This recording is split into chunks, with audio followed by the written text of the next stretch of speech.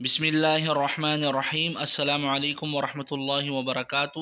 آپ حضرات کے سامنے آج ایک حدیث مبارکہ لے کر حاضر خدمت ہوا ہوں۔ زلزلے کیوں آتے ہیں؟ امی عائشہ صدیقہ رضی اللہ تعالی عنہا نے فرمایا کہ عورتیں جب غیر مردوں کے سامنے برہنہ ہونے میں جھجک محسوس نہ کریں، یعنی زنا عام ہو جائے، جب عورتیں غیر مردوں کے لیے خوشبو کا استعمال کریں، جب شراب اور موسیقی عام ہو جائے تو زلزلے کی توقع رکھنا۔ المستدرک علی الصحیحین، حدیث 8622۔ اسی وجہ سے قرآن کریم میں اللہ تعالیٰ ارشاد فرماتے ہیں وَلَا تَقْرَبُوا الزِّنَا إِنَّهُ كَانَ فَاحِشَةً وَسَاءَ سَبِيلًا، کہ زنا کے قریب بھی مت بھٹکنا، کیونکہ زنا کی جو مختلف قسم کی صورتیں ہو سکتی ہیں، پاسبلٹیز جو ہو سکتی ہیں، اس کے قریب بھی نہ جانا۔ مطلب اگر آپ زنا ڈائریکٹلی نہیں کر رہے لیکن آپ انڈائریکٹلی انوالو ہیں اس کی مختلف صورتوں کے ساتھ، صورتوں سے مراد یہ کہ اس کی جو طریقے، آپ کسی سے بات کرنے لگ جائیں، دوستی کر لیں، آپ کسی سے ریلیشن شپ قائم کر لیں، وہ بھی زنا کی اقسام میں سے ہے۔ مطلب وہ پہلا اسٹیپ ہے،